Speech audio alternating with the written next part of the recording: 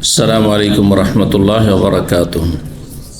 إن الحمد لله نحمده ونستعينه ونستغفره ونعوذ بالله من شرور أنفسنا ومن سيئات أعمالنا.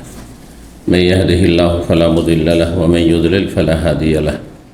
وأشهد أن لا إله إلا الله وحده لا شريك له وأشهد أن محمدا عبده ورسوله صلى الله تعالى عليه وعلى آله وصحبه وسلم تسليما كثيرا. أما بعد، فقد قال الإمام البخاري رحمه الله تعالى: باب قول الله تعالى: والسارق والسارقة فاقطعوا أيديهما وفي كم يقطع، وقطع علي من الكف. وقال قتادة في امرأة سرقت فقطعت شمالها ليس إلا ذلك. قال حدثنا عبد الله بن مسلمة قال حدثنا إبراهيم بن سعد عن ابن شهاب عن عمرة عن عائشة رضي الله عنها قالت: قال النبي صلى الله عليه وسلم: تقطع اليد في ربع دينار فصاعدا। সম্মানিত ভাতৃমণ্ডলী, আল্লাহ রাব্বুল আলামিনের প্রশংসা এবং প্রিয় নবী সাল্লাল্লাহু আলাইহি সাল্লামের উপর সালাত ও সালামের পর আজ মঙ্গলবার 12ই রবিউল আউয়াল 1448 হিজরি মোতাবেক 25শে আগস্ট 2026 আমাদের ধারাবাহিক আলোচনা সহিহুল বুখারীর কিতাবুল হুদুদ দণ্ডবিধি পর্ব নম্বর 5 আজকে আমাদের আলোচনার বিষয়। ইমাম বুখারীর অধ্যায় নম্বর 13 গতকাল আমরা আলোচনা করেছিলাম, কিন্তু তাতে যে বিষয়টি ছিল গুরুত্বপূর্ণ, চোরের হাত কাটা যাবে কতটা পরিমাণ চুরি করলে, এই বিষয়টি। তো সেই ক্ষেত্রে হাদিসের ভাষা তো আপন জায়গায় ঠিক আছে, কিন্তু তার ব্যাখ্যাতে গিয়ে আমাদের অনিচ্ছাকৃত ভুল হয়েছে, যার ফলে সেটার সংশোধন করে যাওয়া জরুরি। এই জন্য আবার আজকে বিষয়টি আলোচনা করছি এবং হাদিসগুলো আমরা একটু বিস্তারিত আলোচনা করব। গতকালকে একটু সংক্ষেপই হয়েছিল, এই জন্য এই বিষয়টি আবার আমরা আলোচনা করছি। আর তারপরে আসবে চোরের তওবা কবুল হবে কিনা, চোর যদি চুরি করে তো তার তওবা কবুল হবে কিনা, এই বিষয়টি। আল্লাহ রাব্বুল আলামিন আমাদেরকে উপকারী জ্ঞান দান করেন এবং আল্লাহ রাব্বুল আলামিন সঠিক কথা বলার তৌফিক দান করেন। ভুল ভ্রান্তি থাকলে আমাদের সকলকে সংশোধন করার তৌফিক দান করেন। বিষয়বস্তু সম্পর্কে ইমাম বুখারী রাহিমাহুল্লাহ বলছেন, বাবু কওলিল্লাহি তাআলা, এই অধ্যায় হচ্ছে মহান আল্লাহর বাণীর তাৎপর্য সম্পর্কে, তাফসীর সম্পর্কে। ওয়াস-সারিক ওয়াস-সারিকাত, চোর এবং চোরনি যদি চুরি করে, ইযা সারাকা এখানে উজ্জ্ব রয়েছে, যদি চুরি করে, ফাকতাউ আইদিয়াহুমা, তাদের হাত কেটে নাও। কাকে নির্দেশ দেওয়া হচ্ছে? সম্বোধন সকল মানুষকে নাই, বিশেষ করে শাসককে, যাকে আল্লাহ দেশের নেতৃত্ব দিয়েছেন। তবে আমাদেরকে সম্বোধন এইভাবে হতে পারে, এই দৃষ্টিভঙ্গি থেকে হতে পারে যে আমাদেরকে এই বিধান বিশ্বাস করতে হবে এবং এই বিধানের দণ্ডবিধির বাস্তবায়ন সরকার শাসক করবেন, তখন আমাদের সার্বিক সহযোগিতা হইতে হবে, বিরোধিতা করা চলবে না। অথবা এক শ্রেণীর সেকুলার নাস্তিক, ইসলামের ঘরের বাইরের দুশ্মন, মুনাফিক এবং কাফেরদের মতো এই বিষয়গুলিকে বললে চলবে না যে এগুলো মধ্যযুগীয় শাস্তি বা বর্বরতা, বরং এটি হচ্ছে বৃহৎ স্বার্থে মানব জাতির কল্যাণ। দণ্ডবিধির বাস্তবায়ন করা হচ্ছে মানব জাতির কল্যাণ। ওয়ালাকুম ফিল কিসাসে হায়াতুন, আল্লাহ বলছেন যে খুনের বদলে খুন করলে, কিসাস নিলে, হত্যার বিনিময়ে হত্যা করলে এতে মানুষের প্রাণ রয়েছে। কেউ হত্যা করলো, যে খুনি তাকে হত্যা করবে সরকার। প্রথম একজন খুন হয়েছিল, তারপরে দ্বিতীয় জন খুন হইল। একজন নাহক অন্যায়ভাবে খুন হয়েছিল, জুলমের শিকার হয়েছিল, আর যেই ব্যক্তি খুনি তাকে যে খুন করেছে সরকার, হত্যা করেছে, মৃত্যুদণ্ড দিয়েছে, সেটা ন্যায় বিচার প্রতিষ্ঠা করেছে, আল্লাহর বিধান প্রতিষ্ঠা করেছে। এতে রয়েছে শান্তি। একজনের জায়গায় দুইজন খুন হয়ে গেল, হ্যাঁ, দুইজন মানুষ পৃথিবী থেকে কমে গেল, দেশ থেকে কমে গেল, কিন্তু আল্লাহ বলছেন এতে জীবন রয়েছে, অসংখ্য মানুষের জীবনের নিশ্চয়তা রয়েছে, নিরাপত্তা রয়েছে। আর কেউ সহজে খুন করার সাহস করবেন না। খুন করতে হলে অনেক চিন্তা ভাবনা করে খুন করতে হবে, যে মরার জন্য প্রস্তুত হয়ে যাও তারপরে মারো কাউকে।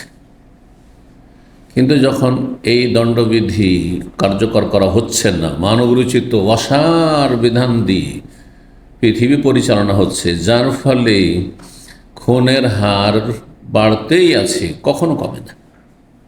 আজকে থেকে 5 বছর, 10 বছর, 20 বছর, 30 বছর আপনারা চোখের সামনে দেখছেন, বিগত সময়গুলিতে যতক্ষণ তার চাইতে বেশি সংখ্যা এখন খুনের অপরাধের বাড়তেই আছে।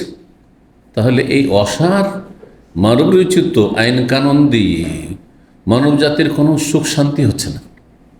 অশান্তি ছাড়া সুখ শান্তি হচ্ছে না, নিরাপত্তা আসছে না, এতে কোনো সন্দেহ নেই। এতে আমাদের ঈমান থাকতে হবে, পারি আর না পারি। জি, আমাদের মুসলিম সরকাররা করুক আর না করুক, আর পারুক আর না পারুক, কিন্তু আমাদের ঈমান থাকা ফরজ। কারো যদি ঈমান না থাকে তো সে যতই মুসল্লি হবে না কেন, আর যত সহি আকীদার দাবিদার হোক না কেন, হ্যাঁ, আর যতই জিকিরকারী হোক না কেন, কাফের, জাহান্নামী। যে বিশ্বাস করে না, ইসলামের দণ্ডবিধিতে সন্দেহ পোষণ করে, অথবা এটাকে নির্মমতা, হ্যাঁ, বর্বরতা মনে করে, সামান্য যদি এরকম চিন্তা চেতনা থাকে, তাহলে সে মুসলিম না, কাফের। সে আল্লাহর বিধানকে ঘৃণা করে। সূরা মুহাম্মদ আল্লাহ তাদেরকে বলেছেন, কাফেরও বলেছেন, যালিকা বিআন্নাহুম কারিহু মা আনজালাল্লাহ, এরা কাফের এই জন্য যে আল্লাহর নাযিলকৃত বিধানকে, আসমানি আদেশ নিষেধকে এরা ঘৃণা করেছে, মন থেকে মেনে নিতে পারেনি। ফাহবাত আমালুম, তখন আল্লাহ তাদের আমলগুলিকে ধ্বংস করে দিয়েছেন। কার আমল ধ্বংস হয়? কার আমল ধ্বংস হয়? মুসলিমের? কাফের, মুরতাদ হয়ে গেল, কাফের হয়ে গেছে। যারা এই ধরনের ধ্যান ধারণ রাখবে, আমরা ইসলামী আইনে বিশ্বাসী নয়, তাদের আমল ধ্বংস, কোনো আমল থাকবে না। জি, না তাদের সালাত, নামাজ, না তাদের জাকাত, না রোজা, না হজ, না আমরা কিচ্ছু কবুল হবে না। যা হয়েছে সব নষ্ট হয়ে যাবে। ফাহবাত আমালাহুম, আল্লাহ তাদের আমলগুলিকে নিষ্ফল করে, কোনো ফল পাবে না, কিচ্ছু পাবে না। সারা জীবন ইবাদত বন্দি করলেন, শেষখানে জিরো, কিছুই পাবেন না। এই জন্য আমাদেরকে এইভাবে সম্বোধন, যে আমরা এগুলিকে অন্তর থেকে স্বতঃস্ফূর্তভাবে খুশি মনে মেনে নেব যে আল্লাহর বিধানে সার্বিক শান্তি রয়েছে। তো চোর চোরনি যদি চুরি করে, তাহলে তাদের হাত কেটে নাও। সূরা মায়েদার আয়াত নম্বর 38। ইমাম বুখারী বলছেন, অফিকাম ইউক্তা, কত পরিমাণ চুরি করলে হাত কাটা হবে? অল্প স্বল্প চুরি করলে হাত কেটে নেবেন না, সর্বনিম্ন একটা পরিমাণ নির্ধারিত আছে, সর্বনিম্ন একটা পরিমাণ নির্ধারিত আছে, যেটাকে ফোকাহাদের ভাষায় নেশাব বলা যেতে পারে। নেশাব কথাটি মানে জাকাতের ক্ষেত্রে জানেন, তাই না? জাকাতের নেশাব মানে সর্বনিম্ন এতটা সম্পদ আপনার কাছে আছে যাতে আপনার ওপর, হ্যাঁ, শরীয়তের দৃষ্টিতে জাকাত ফরজ। ওর কম যদি থাকে, বছরের কোনো সময় কমে যায়, তাহলে তাতে জাকাত ফরজ নেই। প্রত্যেকটি জাকাতের সম্পদের ক্ষেত্রে, স্বর্ণের ক্ষেত্রে, চাঁদির ক্ষেত্রে, আর চাঁদির বিকল্প হিসাবে পৃথিবীর এই টাকা পয়সা কারেন্সি এসছে, বিভিন্ন দেশের টাকা, হ্যাঁ, আর সে খাদ্যদ্রব্য হোক, ওষুধ হোক, কতটা পরিমাণ হইলে 2-4-5 মন কারো হয়েছে, ওষুধ জাকাত ফরজ হয়ে যাবে না? সর্বনিম্ন তার পরিমাণ নেশাব রয়েছে। এইরকমই নেশাব রয়েছে উটের ক্ষেত্রে, সর্বনিম্ন নেশাব রয়েছে। গরুর ক্ষেত্রে সর্বনিম্ন নেশাব রয়েছে। বকরি ছাগলের ক্ষেত্রে, মেষ ভেড়া ভেড়ির ক্ষেত্রেও, দম্বার ক্ষেত্রে কি রয়েছে? নেশাব রয়েছে। তার নেশাব মানে সর্বনিম্ন এতটা পরিমাণ, যাতে, হ্যাঁ, জাকাতের ক্ষেত্রে জাকাত ফরজ হয়। আর চোরের হাত কাটার ক্ষেত্রে সর্বনিম্ন এতটা পরিমাণ, যতটা চুরি করলে তখন হাত কাটা যাবে, তার নিচে নয়। তার চাইতে কম যদি চুরি করে থাকে তাতে কাটা যাবে না। তাহলে কতটা পরিমাণ চুরি করলে হাত কাটা যাবে? ফিকাম ইউক্তা মানে কতটা নেশাব তার। তারপরে হাত কতটা পরিমাণ কাটতে হবে? হাত তো এখান থেকে আঙ্গুলের অগ্রভাগ থেকে শুরু করে একেবারে বগল পর্যন্ত, তাই না? পুরোটাই হাত কতটা কাটা যাবে? হাতের কবজি পর্যন্ত কাটা যাবে, এ বিষয়ে কোনো দ্বিমত নেই। তার কম কাটলেও ফরজ আদায় হবে না দণ্ডবিধির, আর বেশি করলে সীমা লঙ্ঘন হবে, জুলম অত্যাচার হবে, জালেমে পরিণত হবে। জি। ওয়াকাতা আলী আল কাফ, আলী রাদিয়াল্লাহু তাআলা আনহু তার খেলাফত আমলে, তিনি কত বছর খলিফা ছিলেন? হ্যাঁ, আলী রাদিয়াল্লাহ কত বছর খলিফা ছিলেন? হ্যাঁ, আনুমানিক 5 বছর বলতে পারেন, 4 বছরের বেশি, তার মানে 5 বছরের কাছাকাছি। টোটাল 4 খলিফা 30 বছর খলিফা ছিলেন। সেই সময়গুলিতে 30 বছর নবী সাল্লাল্লাহু আলাইহি ওয়াসাল্লামের পরে পুরোপুরি ইসলামের বাস্তবায়ন হয়েছে রাষ্ট্রীয় পর্যায়ে। তারপর কমতে শুরু হয়েছে, তারপর থেকে মাইনাস শুরু হয়েছে। এই জন্য এই 30 বছর হচ্ছে খেলাফতে রাশেদা, হেদায়াত প্রাপ্ত খেলাফত, আর তারপরগুলি হচ্ছে রাজত্ব। জি। এখন রাজাকে কেউ খলিফা বলে, সে ভাষা বলা জায়েজ রয়েছে, না জায়েজ কিছু নাই, কিন্তু খলিফায় রাশেদ বলা যাবে না। তো বলছেন যে আলী রাদিয়াল্লাহু তাআলা আনহু তিনি হাত কেটেছেন, মানে কাটা নির্দেশ দিয়েছেন, মিনাল কাফ, কবজি পর্যন্ত, কবজি থেকে। কাতাদা বলেন, জি, ফি ইমরাতিন সারাকাত। জি, কাতাদা ইবনে দেয়ামা সাদ্দুসি, যিনি তাবেঈ ছিলেন, তিনি একজন মহিলা সম্পর্কে বলেন যে সে চুরি করেছিল, ফাকতিয়াত শেমালোহা। আর আরেকজন কাতাদা সাহাবী আছে, তো সাহাবী হতে পারেন, যে সাহাবী বর্ণনা করছেন, এক মহিলা চুরি করেছিল, তখন তার বাম হাত কাটা হয়েছিল, বাম হাত কাটা হয়েছিল। ডান হাত দিয়ে মানুষ কাজ বেশি করে, একবার চুরি করলে এক হাত কাটবেন, ডান হাত অথবা বাম হাত। তো বাম হাত কাটা হয়েছিল, লাইসা ইল্লা জালিক, এর অতিরিক্ত কিছু করা হয়নি, বাম হাত কাটা হয়েছিল, সেটাও কবজি পর্যন্ত। 6789 নম্বর হাদিস, হাদিস বর্ণনা করছেন মা আয়েশা রাদিয়াল্লাহু তাআলা আনহা, তিনি বলেন নবী সাল্লাল্লাহু আলাইহি সাল্লাম বলেছেন, তুকতাউল ইয়াদু, হাত কাটা হবে, সে রুবু দিনারিন, 1 দিনারের চতুর্থ অংশ চুরি করলে, ফাসায়েদান, ততোধিক, দিনারের, একটি দিনার স্বর্ণ মুদ্রার চতুর্থ অংশ, মানে 4 ভাগের 1 সিকি। সিকি বুঝেন তো না? সিকি, 4 আনাকে যে সিকি বলা হয়, অধিকাংশরা বুঝে না, কিন্তু মনে হচ্ছে, তাই না? কথা বলছেন না, তার মানে বুঝেন না, তাই না? সিকি বুঝেন না? জি।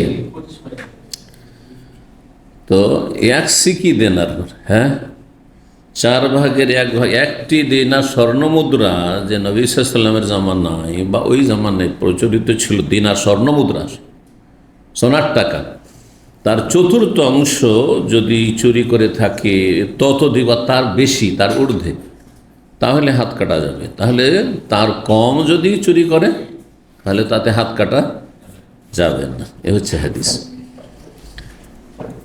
দিরহামের ক্ষেত্রে হাদিসে, সহিহ বুখারী হাদিসে রয়েছে যে 3 দিরহাম, সামনে হাদিসটি আসছে, 3 দিরহাম। হাদিসটি আব্দুল্লাহ বিন ওমর রাদিয়াল্লাহু তাআলা আনহু বর্ণনা করেছেন, বলছেন নবী সাল্লাল্লাহু মিজান্নি, নবী সাল্লাল্লাহু আলাইহি সাল্লাম একজন চোরের হাত কেটেছিলেন একটি ঢাল চুরির কারণে। তাহলে সেই লোকটি ঢাল চুরি করেছিল। কিমাতহু, যার মূল্য ছিল সালাসত দিরহাম, 3 দিরহাম, 3 দিরহাম। তাহলে 3 দিরহাম, এখানে হাদিস স্পষ্ট করে না যে এটা কি নিসাব, সর্বনিম্ন পরিমাণ 3 দিরহাম, না 3 দিরহাম মূল্য, যেটা নিসাব তার মূল্য। হাদিস বলছে কিমাত, তার পরিমাণ। চুরি করেছিল কি? 3 দিরহাম চুরি করেননি, চুরি করেছিল একটি ঢাল, যার মূল্য ছিল রৌপ্য মুদ্রায়। দিরহাম হচ্ছে রৌপ্য মুদ্রা, আর দিনার হচ্ছে স্বর্ণ মুদ্রা। তো 3 দিরহাম তার মূল্য ছিল, এজন্য হাত কাটা হয়েছে। এখন হাদিস 2 রকম আসলো। এক হচ্ছে দিনার স্বর্ণ মুদ্রা হলে চতুর্থ অংশ, এতে হাত কাটা হবে, নবী সাল্লাল্লাহু আলাইহি ওয়াসাল্লাম বাচনিক হাদিস, কওলি হাদিস। আর রৌপ্য মুদ্রা, হ্যাঁ, 3 দিরহাম, কিন্তু নবী সাল্লাল্লাহু আলাইহি ওয়াসাল্লাম বলেন যে 3 দিরহামই হচ্ছে ওর নেশাব, বরং চুরির ঘটনা ঘটেছিল একটি ঢাল চুরির, আর ঢালটির মূল্য ছিল 3 দিরহাম, তাতে হাত কাটা হয়েছে। এখন এই জন্য ইখতিলাফ হয়েছে যে নেশাব কি স্বর্ণের এই একটি দিনারের চতুর্থ অংশ, এটা হচ্ছে নেশাব, আর এর সমপরিমাণ হচ্ছে 3 দিরহাম। এটি একটি মত, যে ফোকাহাদের বিস্তারিত উল্লেখ করবো তাদের কথা। আর আরেক দল বলছেন যে দুটোই নেশাব। যদি স্বর্ণে হয় তাহলে এক দিনারের চতুর্থ অংশ, হ্যাঁ, আর যদি রূপা চুরি হয় তাহলে 3 দিরহাম, সেটাও নেশাব ধরা যেতে পারে। এটা আরেকটি মত। আর তাহলে দুটো মত হয়ে গেল এই ক্ষেত্রে। তৃতীয় মত হচ্ছে যে 3 দিরহাম না, 10 দিরহাম। নেশাবুস সারিকা মানে চুরির সর্বনিম্ন পরিমাণ, তাহলে 3 দিরহাম না, কত? 10 দিরহাম। অনেক পার্থক্য হয়ে গেল, কোথায় 3 আর কোথায় 3 3 নয়, 3 গুণের বেশি। 10 দিরহাম পরিমাণ যদি চুরি করে তাহলে হাত কাটা যাবে। তাহলে 9 দিরহাম যদি চুরি করে, 9টি রৌপ্য মুদ্রা, 8, 7, 6, 5, 4, এগুলোতে কাটা যাবে না এই মতে। তো ইখতিলাফগুলি শুনিয়ে দিয়ে তারপরে হাদিসগুলি সহজে তখন আমরা পড়ে নেব, কারণ হাদিস সবগুলি একই রকম, শুধু সনদে আর কিছু শব্দের পার্থক্য রয়েছে। নবী সাল্লাল্লাহু আলাইহি ওয়াসাল্লামের হাদিস সহিহ বুখারী, সহিহ মুসলিমে হাদিসটি বারবার করে এসেছে যে লা তুক্তা ইয়াদুস সারিক, চোরের হাত অতক্ষণ কাটা যাবে না যতক্ষণ ইল্লা ফি রুবুদ, যতক্ষণ পর্যন্ত দিনারের চতুর্থ অংশ চুরি না করবে বা ততোধিক। বিভিন্ন ভাষা দিয়ে এসছে। আর বুখারী মুসলিমের আরেকটি হাদিস যেটা বললাম, নবী সাল্লাল্লাহু আলাইহি ওয়াসাল্লাম হাত কেটেছেন একটি ঢাল চুরির ক্ষেত্রে, কিমাতুহু, যার মূল্য ছিল 3 দিরহাম। এখন এই দুই রকমের হাদিস আসলো। ইমাম শাফিঈ রাহিমাহুল্লাহর মত প্রথম শুনেন। একটি মত হচ্ছে ইমাম শাফিঈর, আর একটি মত হচ্ছে মালিকিদের মত, আর একটি মত হচ্ছে হানাফিদের মত। জি। আর ইমাম আহমদ বিন হাম্বলের থেকে 2টি রিওয়ায়াত রয়েছে 2 রকমের। তো এই তাহলে 3টি মত রয়েছে এই বিষয়ের ক্ষেত্রে। ইমাম শাফিঈ কি বলছেন ইমাম শাফিঈ রাহিমাহুল্লাহ চুরির দণ্ডবিধির নিসাব সম্পর্কে, মানে সর্বনিম্ন পরিমাণ সম্পর্কে বলছেন যে আন্নাহা মুকাওয়ামাতুন বিরুবু দিনার, সেটি যে কোনো কিছুই চুরি হোক না কেন সেটা দিনারের চতুর্থ অংশের মূল্য সমান হইতে হবে, মূল্য সমপরিমাণ হইতে হবে। অর্থাৎ নিসাব হচ্ছে চতুর্থ দিনার, হ্যাঁ, দিনারের চতুর্থ অংশ। জি।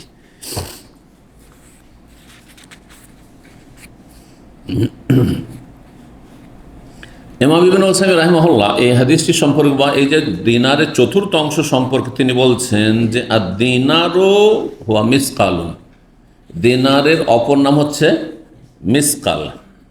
মিসকাল কত বলছো? আল মিসকালু আরবাতু গ্রামাতিন রুবু, আর মিসকাল হচ্ছে 4.25 গ্রাম। মিসকাল অথবা দিনার, 1 দিনার বা 1 মিসকাল পরিমাণ কত হয়? 4.25 গ্রাম। 4 গ্রাম আর 25, 4.25 গ্রাম। তাহলে রুবু দিনার কত হবে? তাহলে দিনারের চতুর্থ অংশ কত হবে? 1 দিনার হচ্ছে 4.25, 4.25কে 4 ভাগে ভাগ করেন তো 1 হইল, হ্যাঁ, 1 হওয়ার পরে আর বেঁচে যাচ্ছে পয়েন্ট আমাদের 25 পাচ্ছে। 3 8, হ্যাঁ না, 4 6 24, 4 6 24, 4 ভাগ করতে হবে। তো তাহলে কত হয়ে যায়? তাহলে 1 গ্রাম 0.6, বুঝছেন না? এতটুকু। তো এইটুকু হচ্ছে কিসের নেশাব।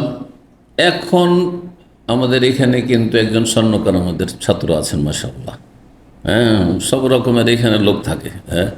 তো তার কাছে এখন জিজ্ঞাসা করে যে 1 গ্রামের মূল্য কত? বুঝতে পেরেছেন? 1 গ্রামের মূল্য কত? 560। আর ওই যে একটু যাবে বেশি আছে, হ্যাঁ হ্যাঁ, তাহলে ওতে কত হবে? হ্যাঁ, আরও ধরে নেন মোটামুটি 6, তাহলে কত হয়ে যায়? 600 রিয়াল, কাছাকাছি 600 রিয়ালে চলে যাচ্ছে। আমরা আনুমানিক ধরলাম, একদম আমাদের ওই রকম হিসাবে কোনো প্রয়োজন নেই। আনুমানিক 600 রিয়াল তাহলে কি নেশাব? 600 রিয়াল বাংলাদেশের টাকায় কত হবে একটু তাড়াতাড়ি বলেন দেখি। একজন 20,000, তাহলে 20,000 টাকা নেশাব। তাহলে এর কম যদি চুরি করে 1,000, 500, 2,000, 3,000, 4,000 টাকা চুরি করেছে, তাহলে এতে দণ্ডবিধি কায়েম করা জায়েজ নয়, হারাম। চোরের হাত কাটা যাবে না, হাতের মূল্য আছে, এই নয় যে এত সস্তা, বুঝছেন না, হাত কাটা যাবে না। এই জন্য চোরকে যে বাংলাদেশে চোর বা পকেটমার যদি ধরা পড়ে তো আর বাঁচে না, গণপিটুনিতে মরে যায়। আমি মাদ্রাসা যখন 4th 5th জমাতে ছাত্র ছিলাম, সম্ভবত তিরমিজি পড়তাম, তখন 3 জন চোর ধরা পড়েছিল পাশের গ্রামে, মাদ্রাসা যেখানে সেখানে পাশের গ্রামে। সারা রাত গণপিটুনি চলেছে, হাউজুবিল্লাহ। তারপরে ফজর পরে জানতে পারলাম যে মুখের ওই মহল্লাতে কারো বাড়িতে চুরি হয়েছে আর চোরগুলো ধরা পড়েছে। জীবনে চোর দেখিনি, দেখতে গেলাম। চোর দেখতে গিয়ে দেখি যে অলরেডি 2টো মারা গেছে আর একটা একবার মুমূর্ষু অবস্থায় আছে, ওটাও নাকি পরে মারা গেছে। তাহলে যারা এই গণপিটুনি দিয়ে চোরকে মেরে দিচ্ছে, এমনকি সরকারও যদি মেরে দেয়, মৃত্যুদণ্ড দেয়, তা হারাম, জালেম, জাহান্নামে যাওয়ার কাজ। কথা বুঝতে পেরেছেন? কারণ আল্লাহ রব্বুল আলামিন মানুষের জীবনের মূল্য রেখেছেন। চুরির জন্য কতটা করতে পারবেন আপনি? হাত কাটতে পারবেন, এর বেশি করতে পারবেন না আপনি। তারপরে সেটা পাবলিক করতে পারবেন না, যার বাড়িতে চুরি হয়েছে সে নিজেও করতে পারবেন না, কোনো আলেম মুফতিও কার্যকর করতে পারবেন না। আমার জন্য হারাম এই কাজটি করে। দিনের বিধিবিধান মনে রাখতে হবে, আইন হাতে তুলে নেওয়া জায়েজ নয়, এগুলি দণ্ডবিধি। জি, তাহলে কত লোক এরকম করে জাহান্নামে চলে যাচ্ছে। গাছের ফল পড়ে খেয়েছে, এমন জুলম অত্যাচার, জাহান্নামে যেতে হবে। যে সামান্য ফল পড়ে খেয়েছে ওর হয়তো কিছুই হবে না আল্লাহর কাছে, কারণ বেচারা যদি ক্ষুধার্ত থাকে তোর খাওয়া জায়েজ আছে। যদি বেঁধে নিয়ে আসে তা হারাম।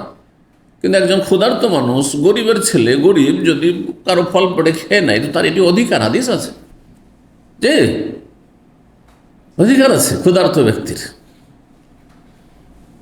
আর যদি সে গুনাহও করে ধরেন, তারপরেও এমন না যে এমন কাবিরা গুনাহ করে দিয়ে জাহান্নামে চলে যাবে। কিন্তু আপনি ওই যে আম পেড়ে খেয়েছে বা ওই লিচু পেড়ে খেয়েছে জন্য যে মারধর করলেন, আপনাকে জাহান্নামে যেতে হবে, জালেম, জালেম, আপনি জাহান্নামে যেতে হবে।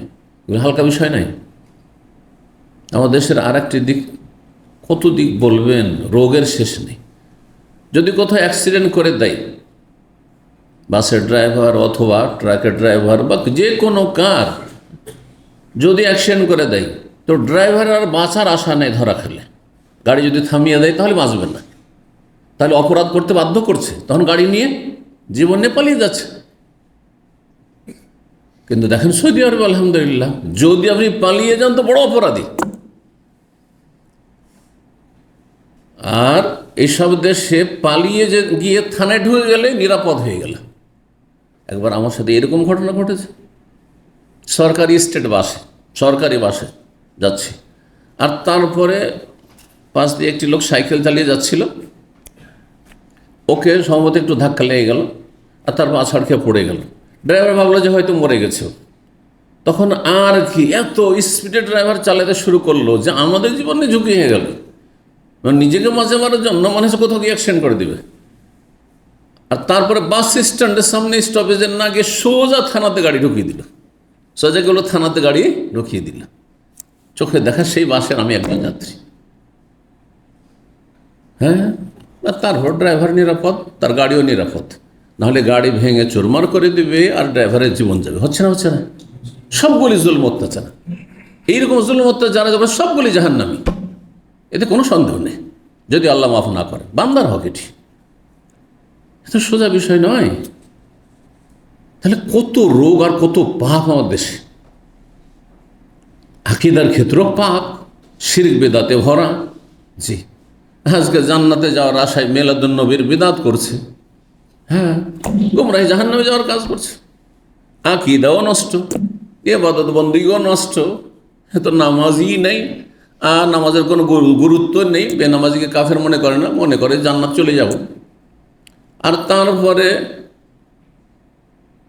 ফরজ অজেব নেই, এসব রোগ তো আছেই। আর মানুষের হকের ক্ষেত্রে, লেনদেনের ক্ষেত্রে, আর রুজি রোজগারের ক্ষেত্রে পাপ আর পাপ, জুলম আর জুলম, আল্লাহ সংশোধন করার তৌফিক দান করে। কি করে আল্লাহর গজব থেকে রেহাই পাবে এই জাতি? কি করে আল্লাহর গজব থেকে রেহাই পাবে? কি করে শান্তি আসবে ব্যক্তি জীবনে, সমাজে, পরিবারে, দেশে? কি করে শান্তি আসবে যেখানে এত জুলম অত্যাচার হয়? চিন্তা করুন।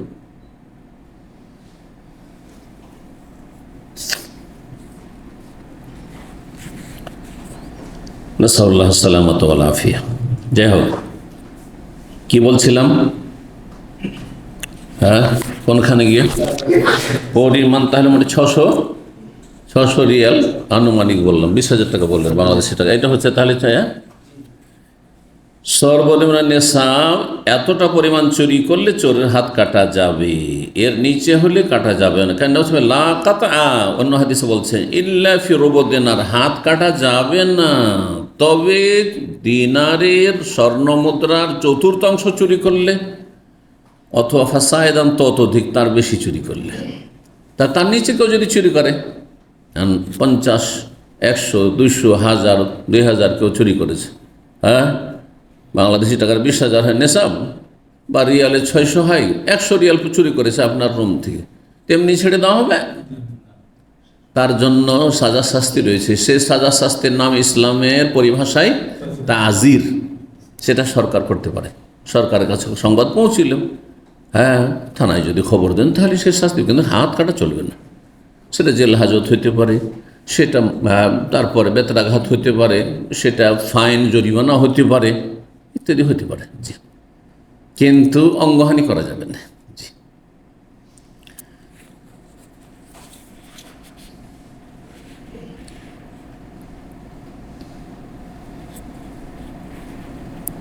আচ্ছা, 3 দিরহাম যে হলো, এই হাদিসটা বুঝেনি, কারণ 3 দিরহাম হাদিস আসছে। 3 দিরহাম মানে 3টি রৌপ্য মুদ্রা, রূপার টাকা। তো 3 দিরহাম 3টি রৌপ্য মুদ্রা, এক একটি দিরহামে কত হয়? তাহলে 3 দিরহামের হিসাব চলে আসবে, ঠিক না? তো এই ক্ষেত্রে শেখ ইবনে উসাইমিন রাহিমাহুল্লাহ বলছেন,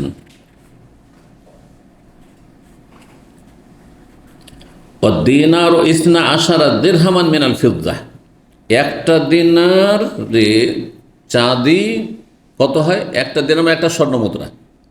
আর চাঁদির টাকায় কত হবে? 12 হবে। এক দিনার সমান 12 দিরহাম। এক দিনার সমান কত? 12 দিরহাম। 12 ইসনা আশারা দিরহামান মিনাল ফিদ্দা, 12 দিরহাম রৌপ্য মুদ্রা। তাহলে 12 সমান 1 দিরহাম। আর স্বর্ণ মুদ্রার ক্ষেত্রে কত বললাম? চতুর্থ অংশ। তাহলে 12কে 4 ভাগে 1 ভাগ, 4 ভাগের 1 ভাগ বের করেন, হ্যাঁ, 3 হয়ে যায়। তাহলে হলো না? তাহলে হাদিস সে তাহলে কি মিল আছে যে রুবু দিনার চতুর্থ অংশ স্বর্ণ মুদ্রা সমান হচ্ছে 3 দিরহাম।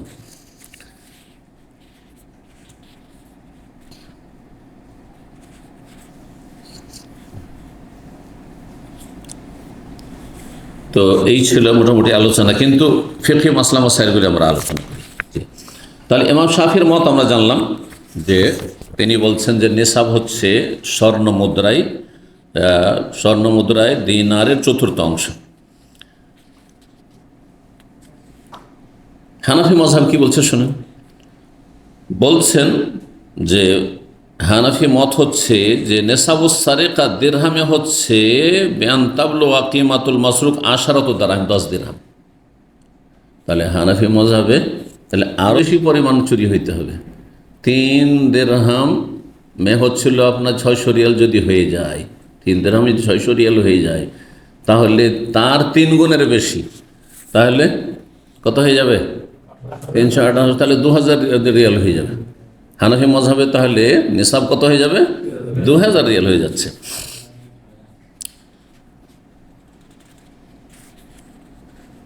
তাদের দলিল কি? হানাফি মাযহাবের দলিল আছে, কিন্তু হাদিসটি সহিহ বুখারী, সহিহ মুসলিমের দলিলের মতো শক্তিশালী দলিল নাই। হাদিসটি তুলনামূলক দুর্বল হাদিস। জি, হাদিসটি পড়ে শোনাই। উম্মে আইমান রাদিয়াল্লাহু আনহা সাহাবিয়া, তিনি বলছেন রাসূলুল্লাহ সাল্লাল্লাহু আলাইহি ওয়াসাল্লাম বলেছেন, লা তুকতু ইয়াদুস সারিক ইল্লা ফি হাজাফাতিন, চোরের হাত কাটা যাবে না তবে কমপক্ষে ঢালের মূল্য পরিমাণ যদি চুরি করে, একটি ঢালের যে মূল্য তত পরিমাণ যদি চুরি করে তার হাত কাটা যাবে।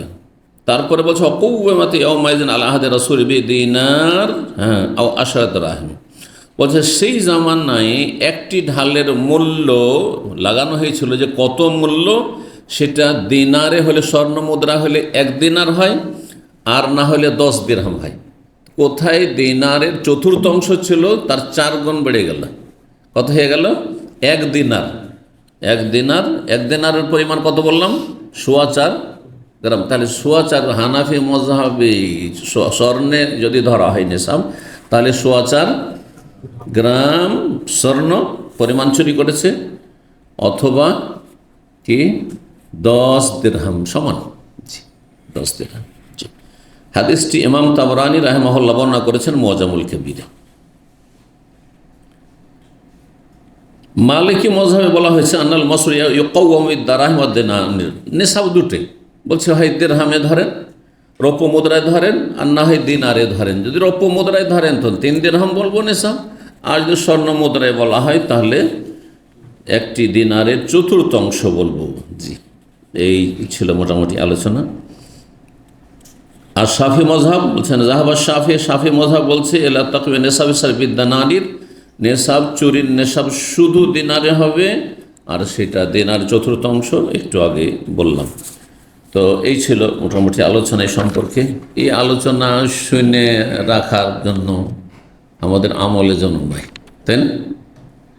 আলহামদুলিল্লাহ সৌদি আরবে রাষ্ট্রীয় পর্যায়ে আলহামদুলিল্লাহ আদালতে ইসলামের বাস্তবায়ন আছে, সেজন্য আলহামদুলিল্লাহ বরকত আছে এদেশে, এজন্য এদেশে বরকত আছে আলহামদুলিল্লাহ। এখন অনেক দিকে বরকত আছে, তা হাড়ে হাড় টের পাচ্ছেন। জি, আল্লাহ রাব্বুল আলামিনের বিধান যত সুন্দরভাবে পালন করা হবে তত বেশি দেশে বরকত নেমে আসবে, সমাজে বরকত নেমে আসবে, পরিবারে বরকত নেমে আসবে, ব্যক্তি জীবনে বরকত নেমে আসবে। আপনি যত সুন্দর করে ইসলাম পালন তত বেশি বরকত হবে, এটা বাস্তব হাদিস। তারপরে আমরা পড়ি 6790 নম্বর হাদিস। হাদিস বর্ণনা করেছেন মা আয়েশা রাদিয়াল্লাহু তাআলা আনহা, তিনি বলেন নবী সাল্লাল্লাহু আলাইহি ওয়াসাল্লাম বলেন তুকতা ইয়াদুস সাফির ওয়া দিনার, চোরের হাত কাটা হবে দিনারের চতুর্থাংশ চুরি করলে। ওখানে ছিল ফাসায়দান ততোধিক, এখানে ততোধিক নেই। তো ভাষার দিক থেকে মানে মতনের ক্ষেত্রে পার্থক্য, আর সনদের ক্ষেত্রে বেশ কিছু পার্থক্য রয়েছে। ইমাম বুখারী ওস্তাদ ওখানে আব্দুল্লাহ বিন মাসলামা, তার ওস্তাদ ইব্রাহিম বিন সাদ, তার ওস্তাদ হচ্ছে ইবনে শিহাব জুহরি।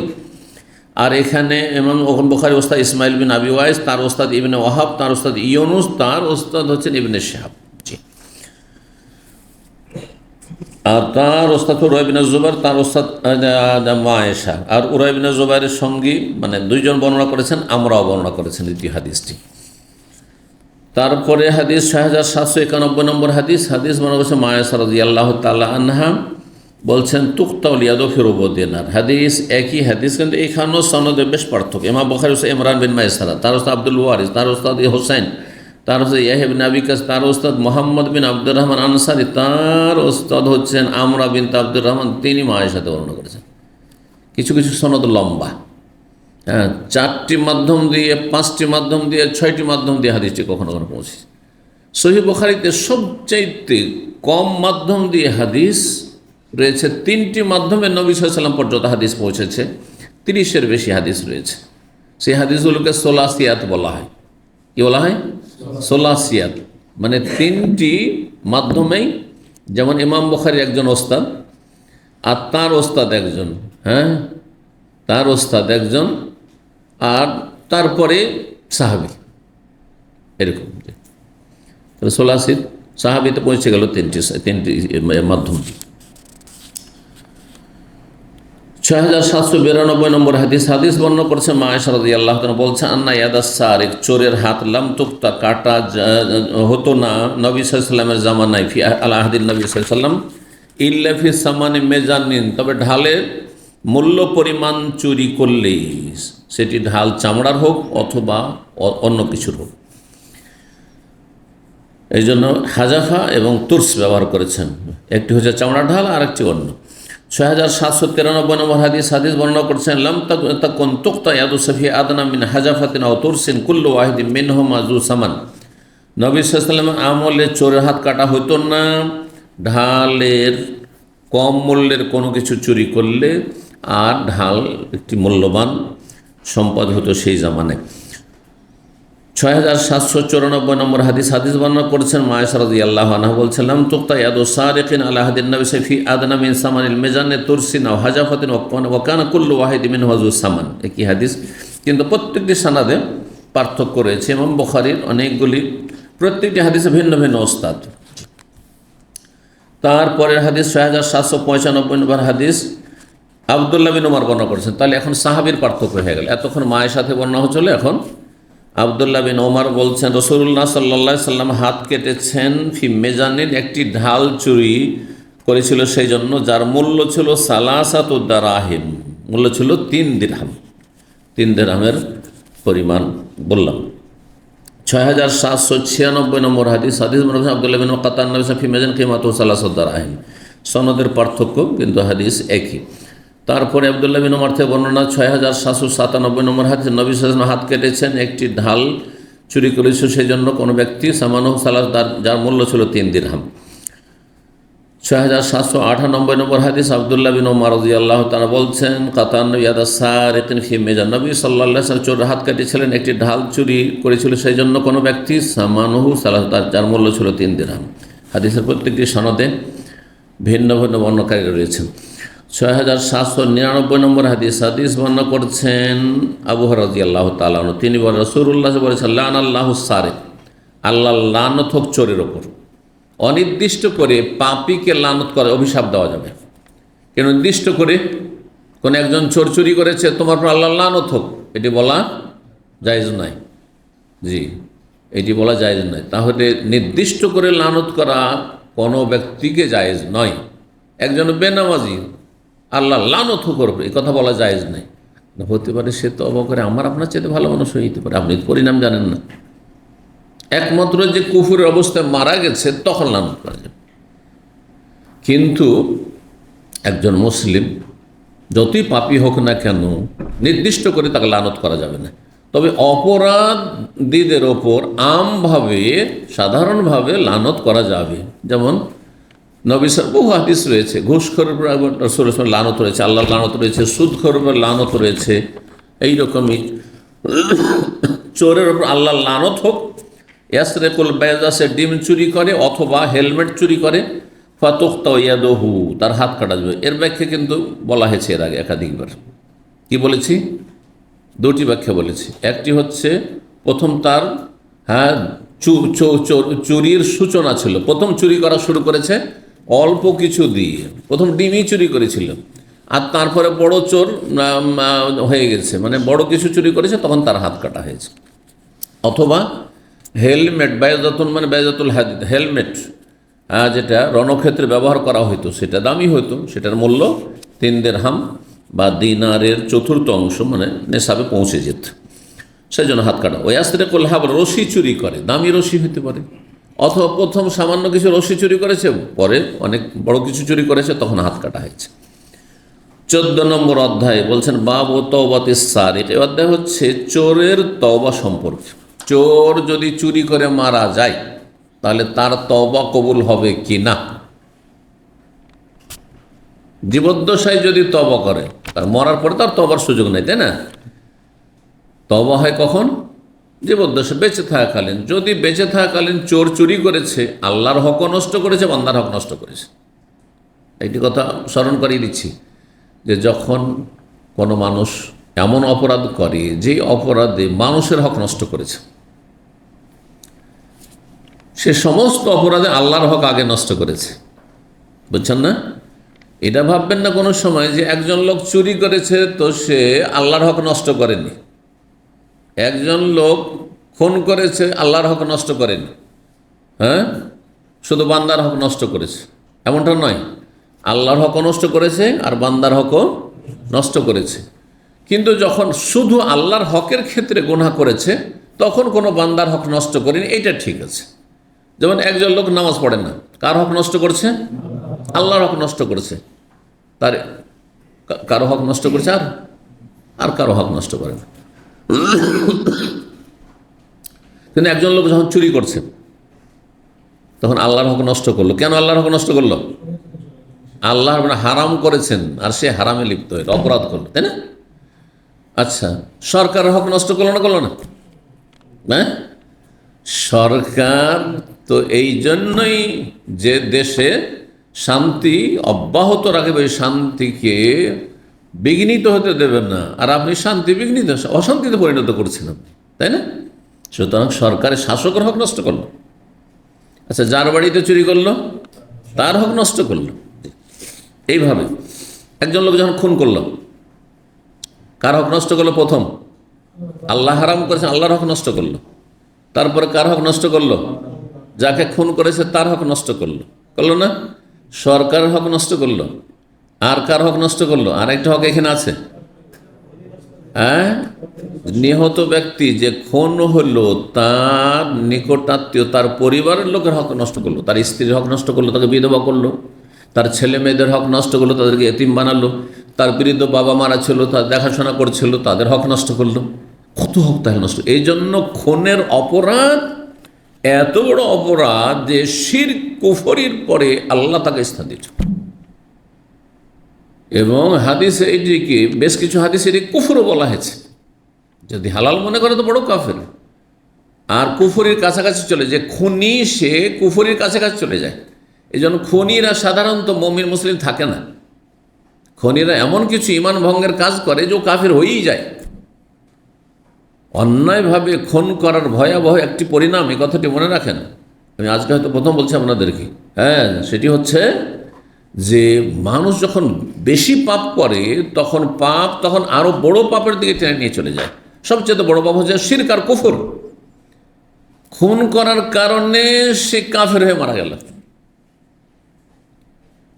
এমন খুনি কোথায় খুঁজে পাবেন যে সহি আকীদার একবার শিরক কুফরিতে বিশ্বাসী নাই, সেকুলারিজম আর নাস্তিকতা নেই তার মধ্যে, হ্যাঁ, সে নামাজি, এরকম পাওয়াটা বিরল, তাই না? তাহলে বোঝা গেল যে সাধারণত যারা খুনি, সমাজে যারা খুনি, তারা মুসলিম থাকে না। তাদের এই মহা অপরাধের কারণে কাফের হয়েই মরে, তারা কাফের মরে। ইল্লা মাশাআল্লাহ ব্যতিক্রম হয়েছে। যদি কেউ তওবার সুযোগ পেয়ে যায়, আল্লাহ রহম করে, তারপরে সেখানে সবগুলি হক আদায় করা সম্ভব নয়। তওবা করলেন, আল্লাহর হক মাফ করলেন, কিন্তু নিহত লোক যে দুনিয়া থেকে বিদায় করে দেন, তার হকটা কে দিবেন? কি করে দিবেন আপনি? তাকে ফিরিয়ে নিয়ে আসবার পৃথিবী দেয়? হ্যাঁ, তার বাবা মা যে বঞ্চিত হয়েছে ছেলে থেকে, তার স্ত্রী যে বঞ্চিত হয়েছে, তার ছেলেমেয়েরা যে বঞ্চিত হয়েছে, হ্যাঁ, এই সব থেকে তো এগুলোর হক কী করে আদায় করবেন? বহু চিন্তার বিষয় রয়েছে। এই জন্য একজন মুসলিম, একটি হাদিস রয়েছে, ততক্ষণ ইমানের ক্ষেত্রে নিরাপদ যতক্ষণ কারো রক্তের সাথে সামান্যতম তার কোনো সম্পর্ক নেই। খুনের অপরাধ মারাত্মক অপরাধ। এই জন্য কোরআনে কারিমের ভাষায় আল্লাহ 5টি শাস্তির কথা বলেছে। কাফের ক্ষেত্রে হয়তো এত শাস্তির কথা বলা হয়নি, যদিও কাফের শাস্তি কঠিন, স্থায়ী শাস্তি। আল্লাহ হেফাজতুল্লাহ সালামাত আফিয়া। এই জন্য একজন মুসলিম খুনি হইতে পারে, এটা আসলে কল্পনা করা যায় না। কিন্তু আজকাল মুসলিমকে সবচেয়ে বেশি খুন করছে, মুসলিমকে সবচেয়ে বেশি খুন করছে। আল্লাহ হেফাজত করুন আমাদের। চোরের তওবা, চোর যদি তওবার দরজা যতক্ষণ খোলা আছে খালেস অন্তরে তওবা করে তো তওবা কবুল হবে। এর দলিল প্রমাণ হিসেবে ইমাম বুখারী রাহিমাহুল্লাহ 2টি হাদিস নিয়ে এসেছেন এখানে।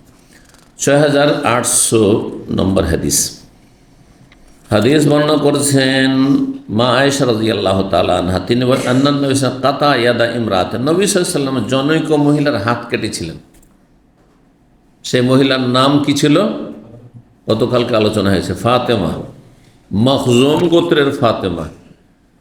সম্ভ্রান্ত পরিবারের, সম্ভ্রান্ত গোত্রের, কিন্তু সম্ভ্রান্ত পরিবারেও কিছু বদচরিত্রের মানুষ থেকে যায়।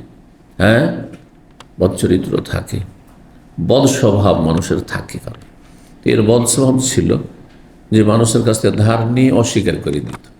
এই করতে করতে একবার চুরি করে ফেলে, একজনের মালা চুরি করে, আর তারপরে ধরা খেয়ে যায়। তো তার হাত কাটার হুকুম হলো, নবী সাল্লাল্লাহু আলাইহি ওয়াসাল্লাম নির্দেশ দিলেন যে তার হাত কেটে না হোক। সুপারিশ করলো লোকেরা ওসামাকে দিয়ে। কোরাইশদের বড় বড় নেতৃস্থানে মুসলিম, তারা অমুসলিম না, কোরাইশ মুসলিম যারা সাহাবায়ে কেরাম, ইয়া রাসূলুল্লাহ, একটা মহিলা মানুষ, তার হাত কাটা যাবে? পুরুষ হলে না হয় ঠিক ছিল, তো যদি কোনো রকম করে কোনো হয় কি না দেখি ওসামাকে দিয়ে। নবী সাল্লাল্লাহু আলাইহি ওয়াসাল্লাম অত্যন্ত রাগান্বিত হলেন। তারপরে একটি ভাষণও দিলেন, সতর্ক সাবধান করলেন যে তোমাদের এই চরিত্র যদি থাকে তো ইহুদি নাসারা যেমন ধ্বংস হয়েছে তোমরাও ধ্বংস হবে। ইহুদি নাসারা যেমন পথভ্রষ্ট হয়ে ঈমান হারিয়ে জাহান্নামের রাস্তা নিয়েছে, তোমরাও জাহান্নামের রাস্তা নেবে। জি, উঁচু হোক আর নিচু হোক, আমির হোক আর গরিব হোক, দণ্ডবিধি সমানভাবে কার্যকর করতে হবে, নবী সাল্লাল্লাহু আলাইহি ওয়াসাল্লাম বললেন। এই মহিলার হাত কাটা হয়েছিল। কাটা হওয়ার পরে সে যেহেতু সাহাবী মহিলা, নবী সাল্লাল্লাহু আলাইহি ওয়াসাল্লাম বললেন, সে ভালো মানুষ হয়ে গেছিল, বড় দিনদার পরেশগার এই মহিলা হয়েছিল। মা আয়েশা বলছেন ওই মহিলা সম্পর্কে, ওয়াকানাত তাতে বাদা যালিক, ওর হাত কাটার পরেও সে আমার বাড়িতে মাঝে মাঝে আসতো, এই মহিলা আসতো। ফারফাও হাজাতাহা, প্রয়োজন নেই, অভাব রয়েছে বা কোনো কিছু রয়েছে, কোনো কিছু জমা পাওয়া রয়েছে, কোনো মাসলা মাসাইল রয়েছে, আমার কাছে আসলে তখন তার বিষয়টি নবী সাল্লাল্লাহু আলাইহি ওয়াসাল্লামের কাছে উত্থাপন করতাম, নবী সাল্লাল্লাহু আলাইহি ওয়াসাল্লামের কাছে তার সমস্যায় তুলে ধরতাম আমি। ফারফাও হাজাতা, তার প্রয়োজন আমি তুলে ধরতাম নবী সাল্লাল্লাহু আলাইহি ওয়াসাল্লামের কাছে। ফাতাবাত, এই মহিলা তওবা করে নিয়েছিল। ও হাসনাত তওবাত, মা আয়েশা বলছেন এই মহিলা সম্পর্কে, অথচ একসময় চুরি করেছে, হাত কাটা হয়েছে, দণ্ডবিধি কায়েম করা হয়েছে। অনেক মানুষরা এইরকম অপরাধীদেরকে ঘৃণার নজরে দেখেন না, ভালো মানুষরা কখনো ঘৃণার নজরে দেখবেন না। মা আয়েশা ঘৃণার নজরে দেখেননি, তার বাড়িতে অহরহ সেই মহিলা আসতো এবং কোনো প্রয়োজন নিয়ে আসলে, অভাব অনটন নিয়ে আসলে নবী সাল্লাল্লাহু আলাইহি ওয়াসাল্লামের কাছে তার সমস্যার সমাধান তুলে ধরতেন মা আয়েশা। তার সম্পর্কে মন্তব্য করছেন সুন্দর মা আয়েশা, বলছেন সেই মহিলা তওবা করেছিল।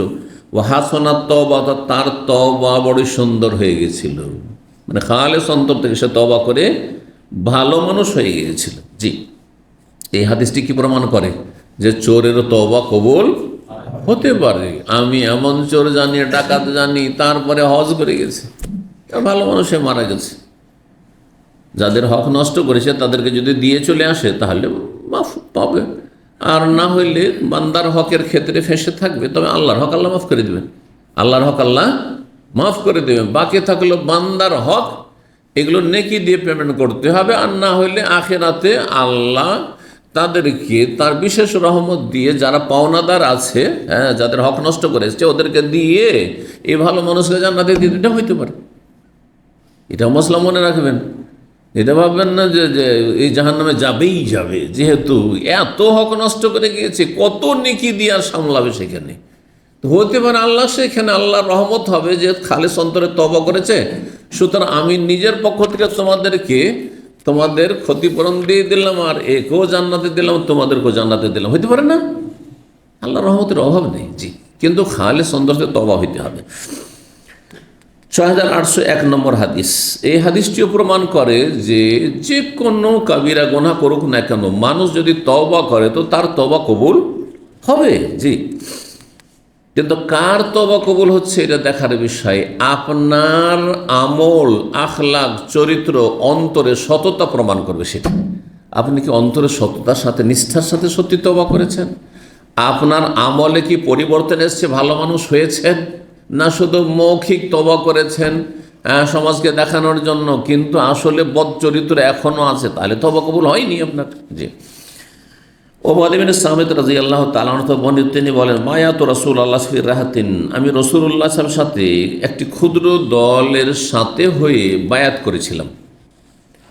বায়াতে আকাবা যে দুইবার করে হয়েছে, নবী সাল্লাল্লাহু আলাইহি ওয়াসাল্লামের সাথে মদিনার লোকেরা গিয়ে বায়াত করেছিলেন, তার একটি বায়াতের কথা বলছেন, একটি ক্ষুদ্র দলের সাথে গিয়ে বায়াত করেছিলাম। ফাকালা, তখন নবী বলছে, ওবাইয়ুকুম, তোমাদের সাথে আমি বায়াত করছি, শপথ করছি, আল্লাহ এই বিষয়, আল্লাহ তুশরিকু বিল্লাহি শাইআন, আল্লাহর সাথে কোনো কিছুকে শরীক স্থাপন করবে না, ওয়ালা তাসরিকু, আর চুরি করবে না, ওয়ালা তাকতুলু আওলা, তোমাদের ছেলে মেয়েদেরকে হত্যা করবে না, সেটা যে কোনোভাবে হত্যা হোক না কেন, ওয়ালা তাতু বিবহতানিন, আর তোমরা মিথ্যা অপবাদ দেবে না, তাফতারুনাহু বাইনা আইদিকুম ওয়া আরজুলিকুম, কারো সামনে বা পেছনে, কারো সামনেই মিথ্যা অপবাদ দিয়ে দিলেন যে তুমি এইরকম, অথচ সেই ওইরকম নয়। অথবা চোখের আড়ালে বলছেন, চোখের আড়ালে সেটাকে গীবত বলা হয়, তাই না? কিন্তু যদি আপনার কথা সত্যতা না থাকে, যদি সে ওই রকম দোষী হয় আর চোখের আড়ালে বলছে, তখন না গীবত।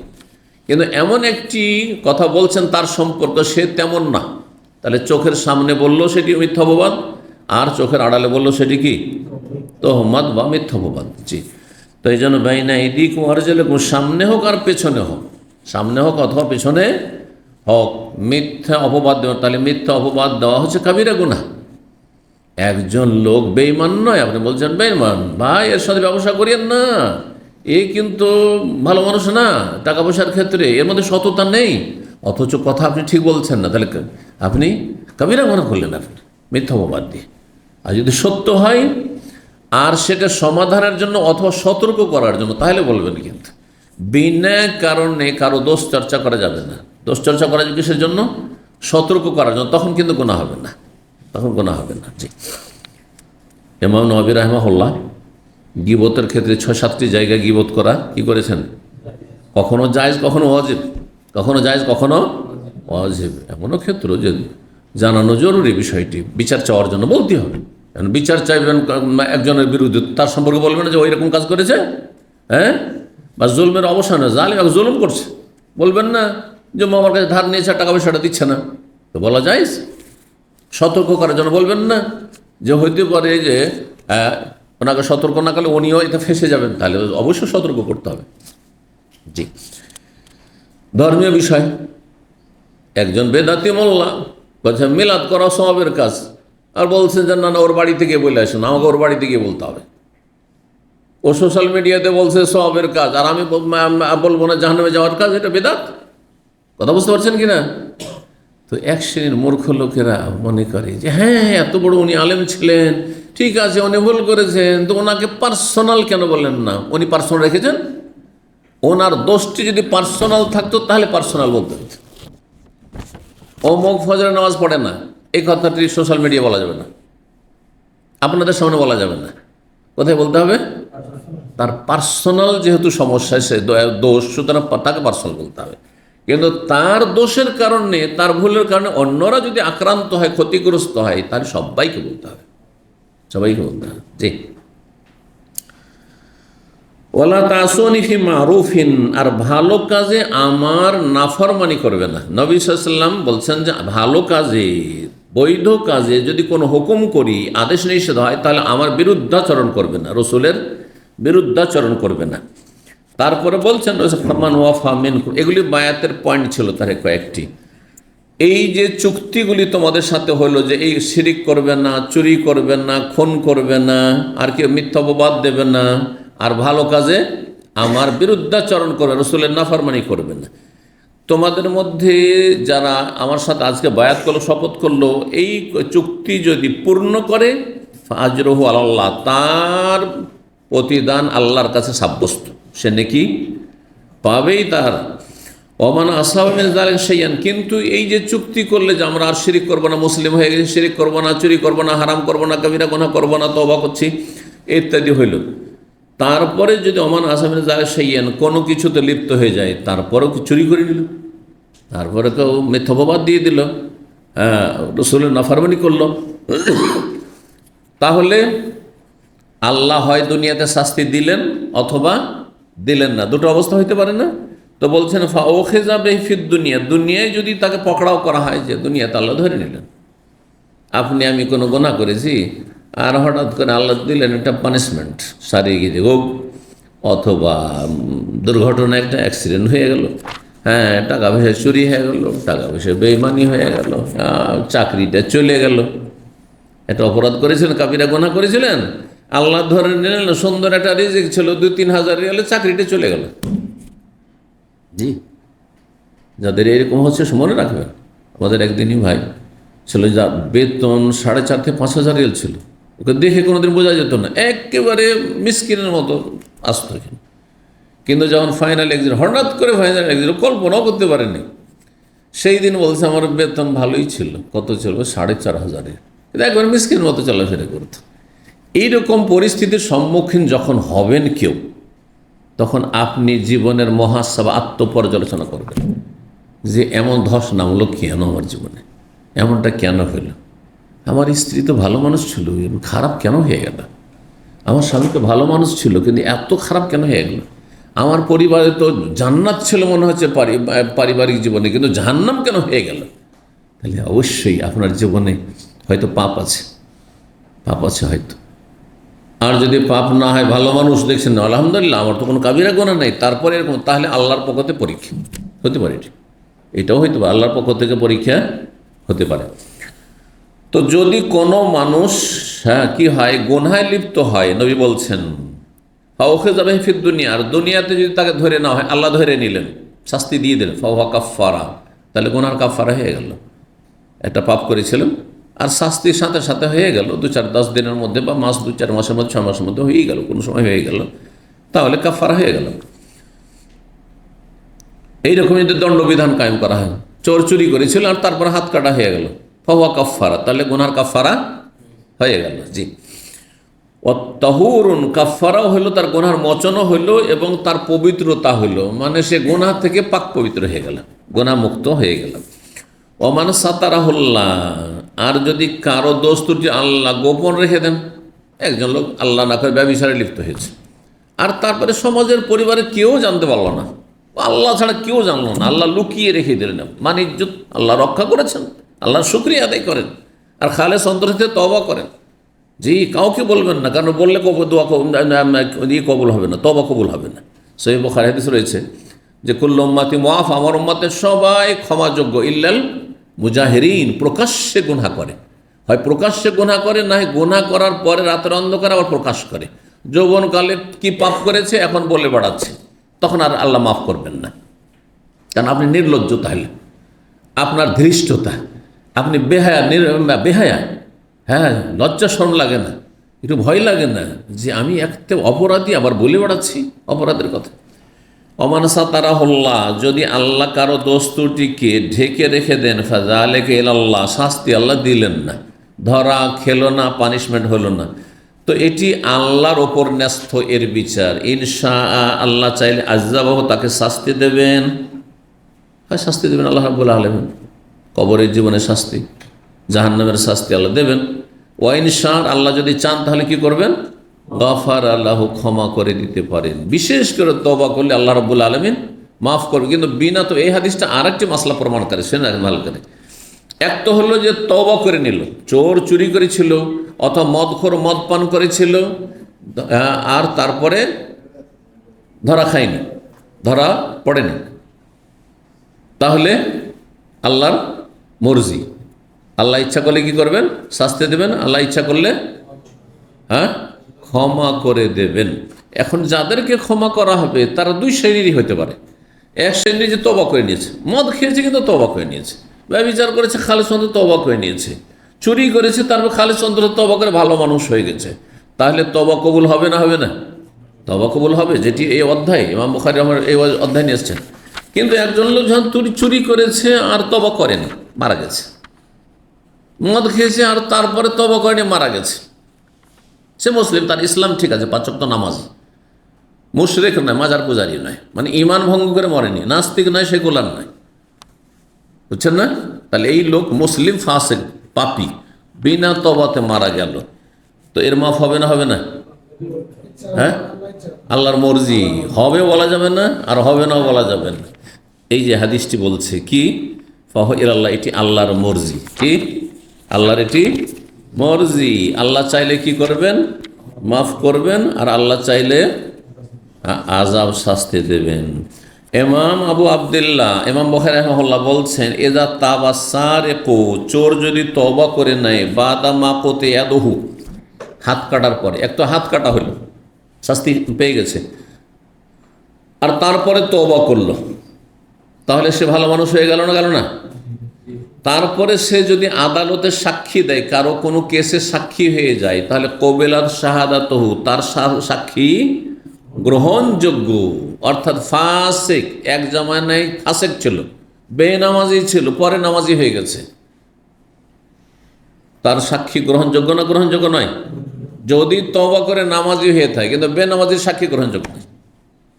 মানব রচিত বিধানের যে আদালত রয়েছে সেখানে কি এরকম তদন্ত প্রয়োজন আছে যে নামাজি না বেনামাজি, সাক্ষী মুসলিম না হ্যাঁ কাফের, হ্যাঁ নাস্তিক না সে আস্তিক, হ্যাঁ মাজার পূজারি চোর না ডাকাত, না না সাক্ষী এটা মানুষকে এনে দিলেই হলো, কোন একজন মানুষকে উঠে নিয়ে আসলেই হলো, সমাজের যতই কুখ্যাত হোক না সাক্ষী, সব সাক্ষী। সৌদি আরব হয় না, সৌদি আরবের একজন সাক্ষী গ্রহণযোগ্য হওয়ার জন্য আমি আদালতে অনেক দিন অনুবাদ করেছি বড় বড় জজদের সামনে। তো সাক্ষী এসছে সাক্ষী দেওয়ার জন্য, একজন সাক্ষীর তাজকিয়ার জন্য মানে সত্যায়নের জন্য, বুঝলেন তো, সত্যায়ন সার্টিফাই করার জন্য যে সে সাক্ষী হওয়ার যোগ্য কিনা আর দুইজন করে সাক্ষী লাগবে। তাহলে একটা কেসে দুইজন সাক্ষী লাগবে কমপক্ষে।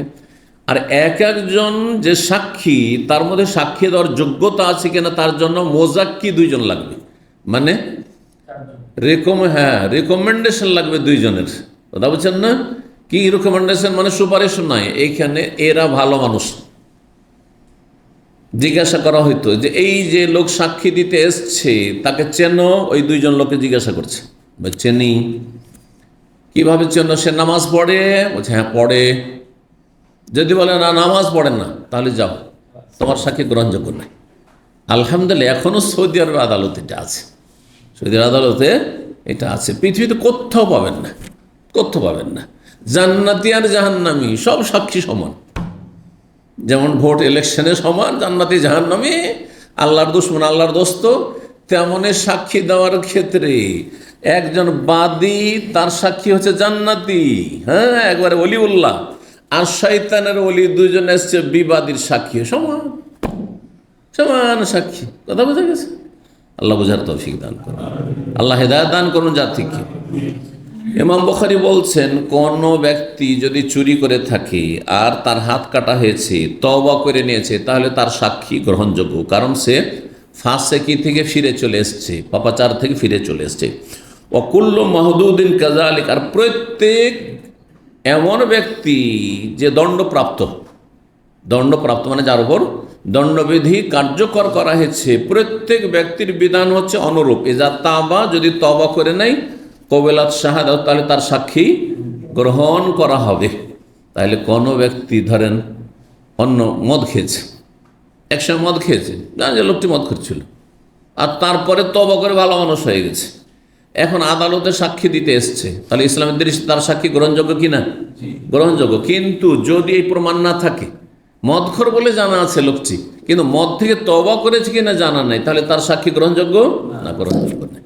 এইভাবে যে কোনো বিষয়ের ক্ষেত্রে এখানেই আজকের আলোচনা শেষ করি। জাযাকুমুল্লাহ খাইর। আল্লাহ রাব্বুল আলামিন আপনাদের দিন দুনিয়ায় সার্বিক ক্ষেত্রে বরকত দান করুন, সমস্ত বালা মুসিবত থেকে আল্লাহ হেফাজতে রাখুন, এবং আল্লাহ রাব্বুল আলামিন বাকি জীবন ঈমানের ওপর অবিচল থাকার তৌফিক দান করেন। জান্নাতি হিসেবে আল্লাহ আমাদের সকলকে কবুল করেন। রব্বানা আতিনা ফিদ দুনিয়া হাসানাহ ওয়া ফিল আখিরাতি হাসানাহ ওয়া কিনা আযাবান নার। সুবহান রাব্বিকা রাব্বিল ইজ্জাতি আম্মা ইয়াসিফুন ওয়া সালামুন আলাল মুরসালিন ওয়াল হামদুলিল্লাহি রাব্বিল আলামিন।